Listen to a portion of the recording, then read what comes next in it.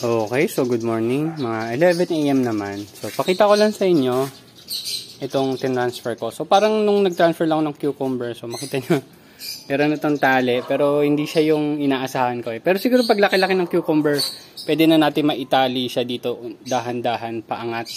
Pero sa ngayon, sinuportahan ko lang siya nitong isang tali na to na mukha rin din namang hindi masyadong matibay. Ayan, ayaw ko lang kasi baka hindi siya nakabuhol. Pero hindi yan yung topic natin. So ito, ang gagawin ko, maglalagay tayo ng hydroton.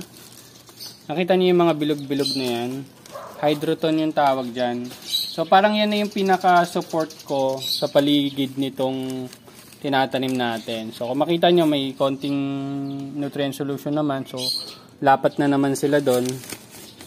So ang gagawin ko na lang, lalagyan ko sila ng hydroton para yun yung mag-support sa kanila habang lumalaki sila. Okay, so saglit lang, tapusin ko lang. Okay, so ayan lang naman magiging itsura nila. So nung unang sinabi ko, dapat 2 cherry tomato to, pero gusto ko lang din makita yung setup na may bell pepper siya. Tsaka kasi kung makikita nyo to, medyo tatama siya dito eh. Siguro mga ganito lang kataas yan. Sure kung gaano talaga kalaki yung bell pepper, pero so hopefully medyo okay na siya dyan. Kung hindi naman, i-adjust natin siya ng konti dito. Pero ito, yan, tubo.